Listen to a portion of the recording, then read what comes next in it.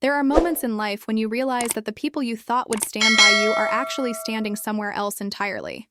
For me, that moment came when my sister destroyed something irreplaceable, and my family decided that her tears mattered more than my truth. They chose to believe her narrative, that it was just an unfortunate accident, a moment of carelessness that anyone could have had. But I knew better.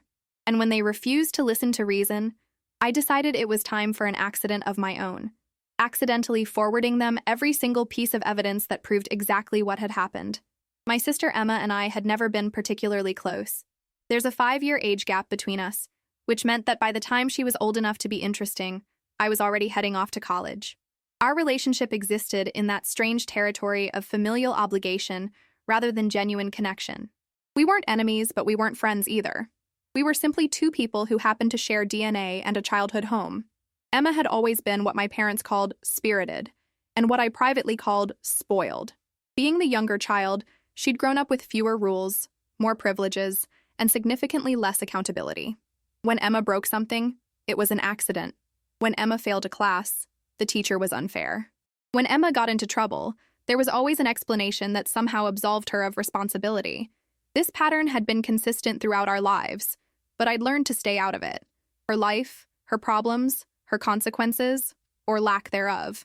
I, on the other hand, had always been the responsible one, the planner, the achiever. I put myself through graduate school, built a successful career, and maintained my independence. I was proud of what I'd accomplished, particularly proud of the vintage camera collection I'd been building for over a decade. Photography wasn't just a hobby for me. It was a passion that had shaped my career and my life. I worked as a commercial photographer, but my heart belonged to film photography and vintage cameras. Over 12 years, I'd carefully curated a collection of classic cameras, some of which were incredibly rare. I had a 1954 Leica M3 that I'd saved for 2 years to purchase, a pristine Hasselblad 500C from 1970, a Rolleiflex 2.8F that had belonged to a famous photographer, and several other pieces that were both functionally beautiful and financially valuable. The crown jewel of my collection was a 1923 Leica Zero Series, one of only a handful known to exist. I'd found it at an estate sale 3 years prior, and even though it had cost me nearly $15,000, money I'd saved specifically for such an opportunity, it was worth every penny. Not just in monetary terms, though it had appreciated significantly, but in personal value. That camera represented years of dedication to my craft, countless hours of research, and the fulfillment of a dream I'd had since I first fell in love with photography. I kept my collection in a custom-built, climate-controlled display cabinet in my home office. Each camera was positioned carefully, cleaned regularly, and handled with the utmost care. I had insurance, documentation, and detailed photographs of every piece. This wasn't just a collection, it was a carefully maintained archive. Emma had been going through what she called a creative phase. After dropping out of her 3rd college attempt and quitting her 4th job in 2 years, she'd decided she was going to become a photographer. Never mind that she'd never shown any interest in photography before, or that she knew nothing about cameras, composition, or lighting.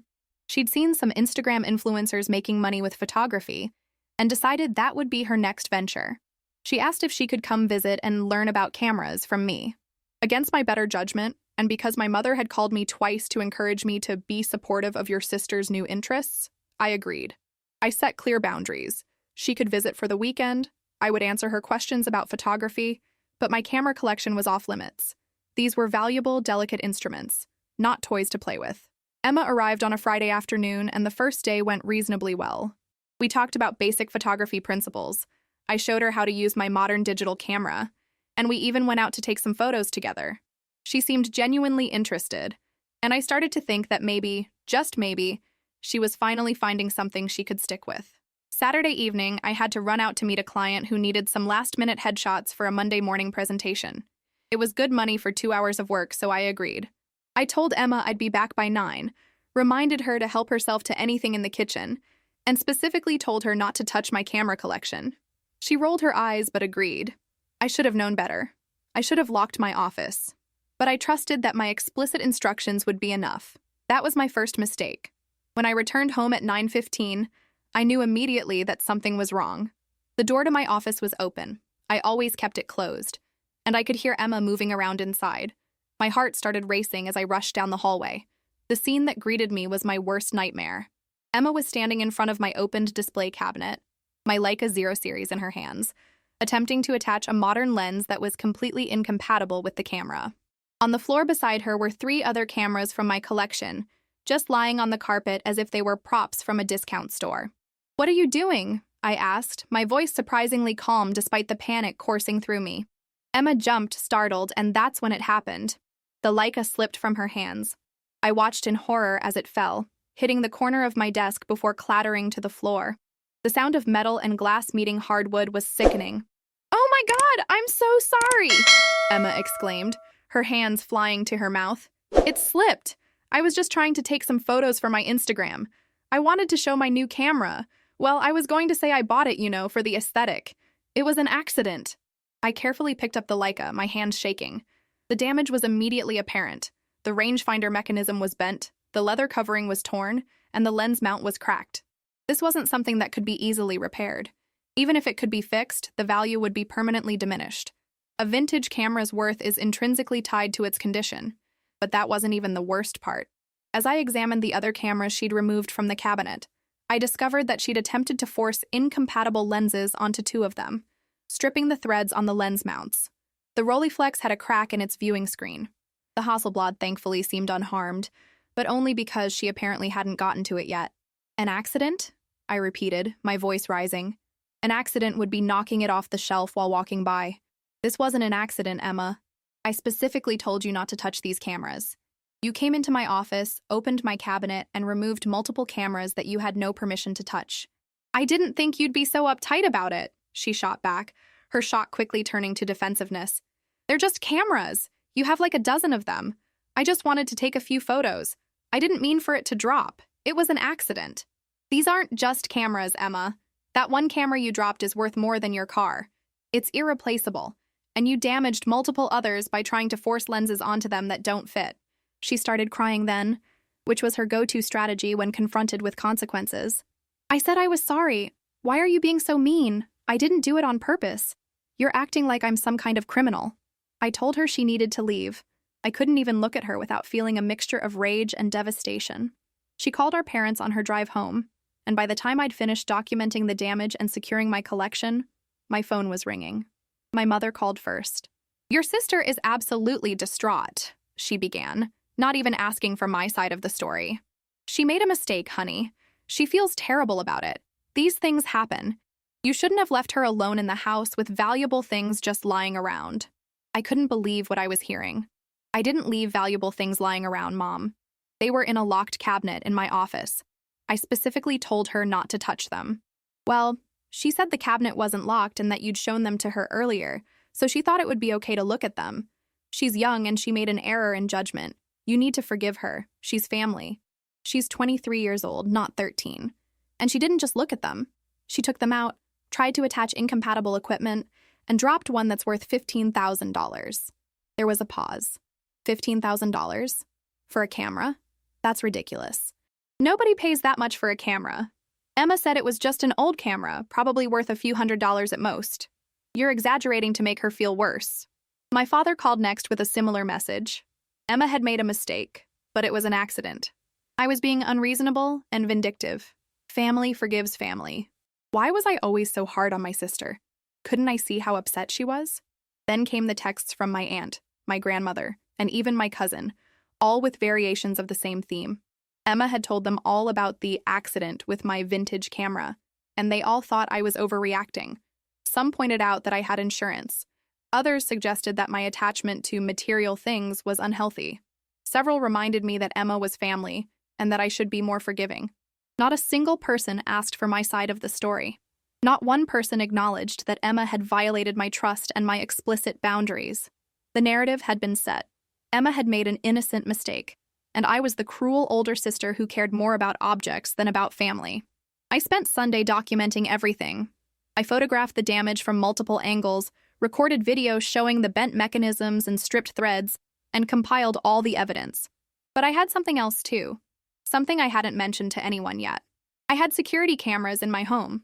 I'd installed them 2 years earlier after a break-in attempt in my neighborhood. They were motion-activated and recorded to a cloud server.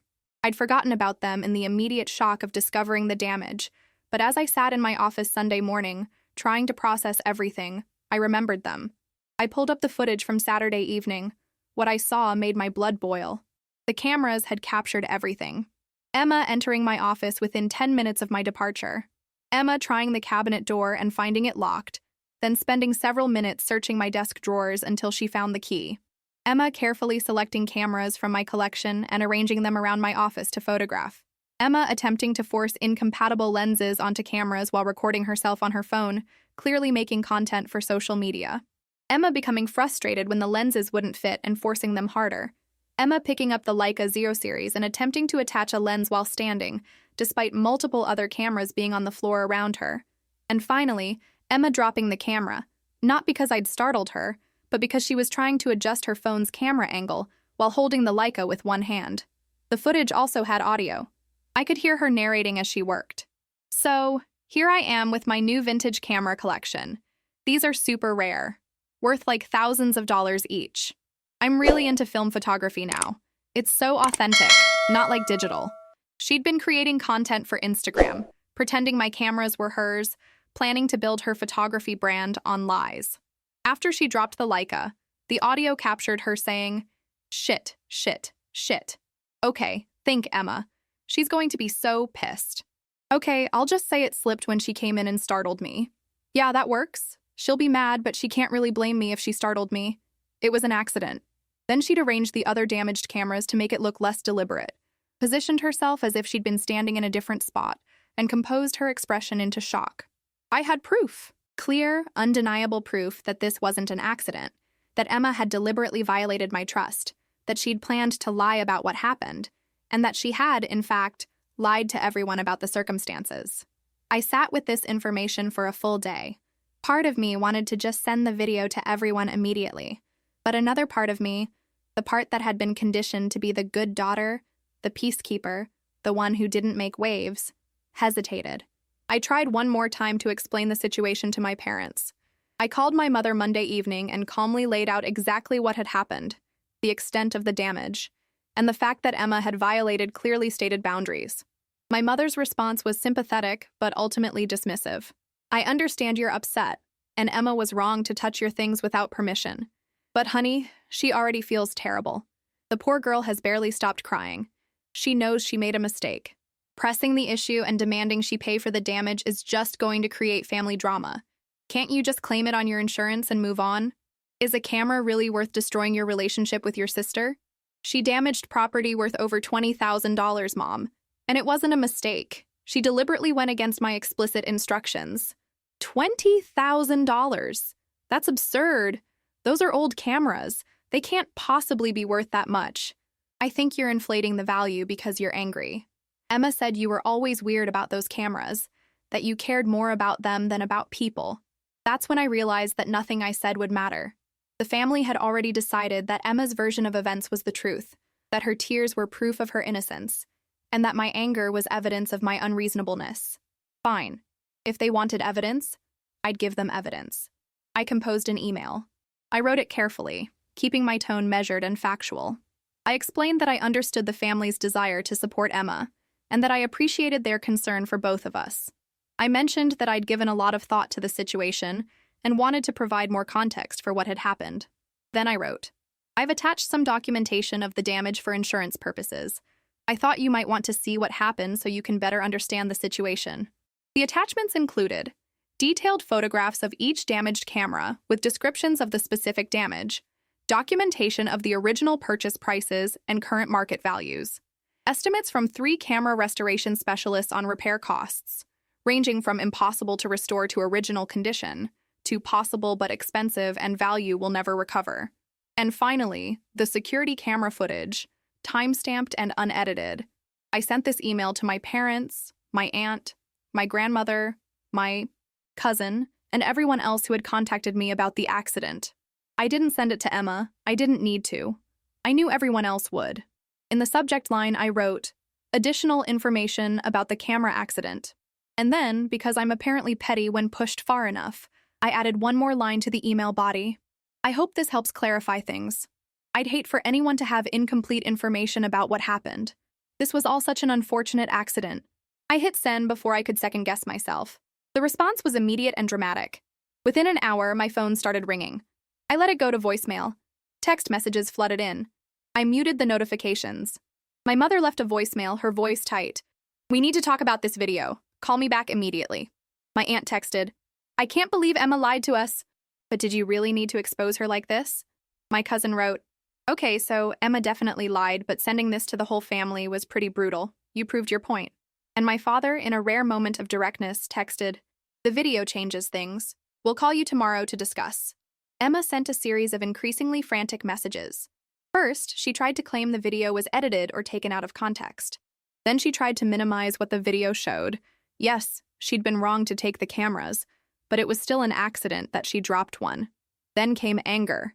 How dare I humiliate her in front of the whole family? Finally, she tried guilt. I'd ruined her life. Everyone thought she was a liar now, and it was all my fault for being vindictive. I responded to only one person that night, my grandmother, who sent a simple message saying, "I'm sorry we didn't listen to you first." To her, I replied, "Thank you for saying that. It means a lot." The next few days were chaotic. The family dynamic I'd known my entire life was fundamentally disrupted. People who'd spent years making excuses for Emma suddenly had to confront the reality that she'd deliberately lied to all of them, that she'd manipulated their sympathy, and that they'd allowed themselves to be manipulated. Some handled this better than others.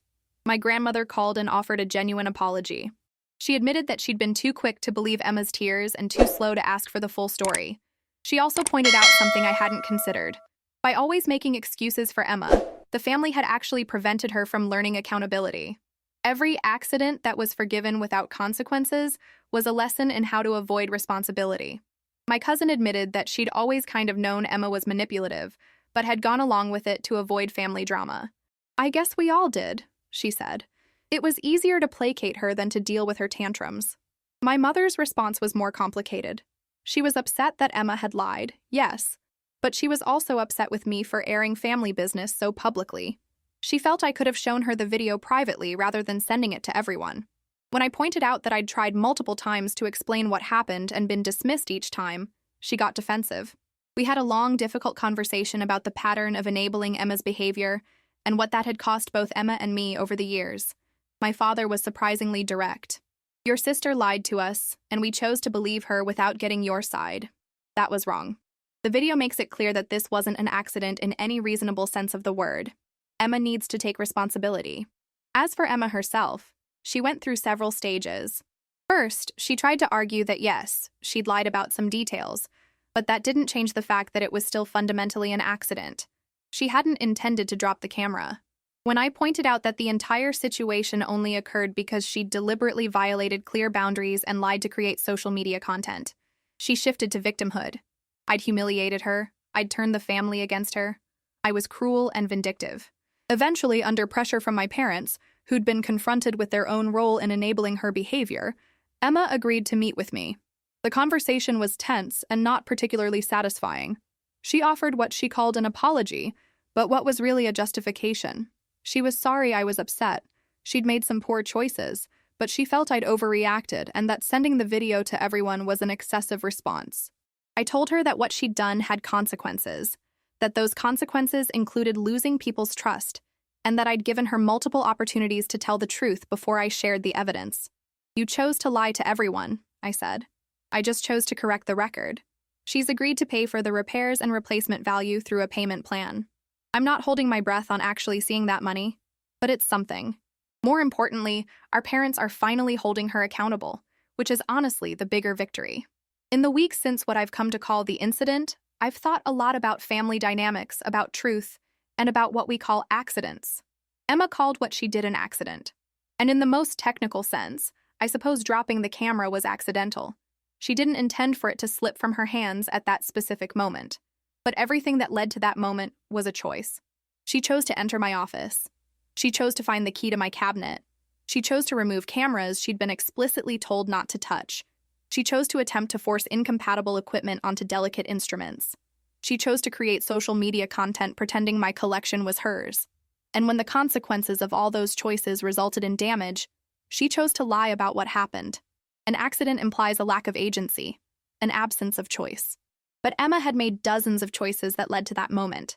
Calling it an accident was a way to avoid accountability for all those choices. And my family's willingness to accept that narrative without question was its own kind of choice. It was easier to believe that Emma had made a simple, forgivable mistake than to confront the reality that she'd been deliberately deceptive. It was easier to pressure me to be forgiving than to require Emma to be accountable. Was sending that email to everyone the mature, high-road response? Probably not. I could have handled it differently. I could have had individual conversations, shown the video privately, worked through the proper channels. But I'd tried that. I'd tried explaining. I'd tried providing context. I'd tried being reasonable. And at every turn, I'd been dismissed, my feelings minimized, and my truth questioned. So I provided evidence. And yes, I did it in a way that was public and that left Emma nowhere to hide from the consequences of her lies. Was that petty? Maybe. Do I regret it? Not really. Sometimes the only way to get people to listen is to make the truth impossible to ignore. It's been about 2 months now. My relationship with Emma is essentially non-existent, which is honestly not much different from before, just more honest. She's apparently in therapy, which my mother tells me is helping her work through some things. I hope that's true. My parents and I are rebuilding our relationship slowly. We've had some hard conversations about favoritism, about enabling, and about the ways they treated Emma and me differently over the years. They've apologized, though I'm not sure they fully understand the extent of the impact their choices had. But they're trying, which is something. The cameras are being repaired where possible. The Leica Zero series is with a specialist in Germany who believes he can restore most of the functionality, though the value will never be what it was. Some wounds leave scars, even when they heal. I've upgraded my security system and added locks to my office door. But more than that, I've solidified my boundaries. I'm no longer willing to compromise my truth for the sake of family peace. I'm no longer willing to be the reasonable one while others are allowed to be unreasonable without consequences. And I've learned that sometimes, the most caring thing you can do for someone isn't to protect them from the consequences of their choices. It's to ensure they face those consequences so they have the opportunity to learn and grow. Emma called it an accident. I called it a choice. And then I made a choice of my own, to accidentally make sure everyone knew the full truth. Sometimes accidents happen, and sometimes they happen on purpose.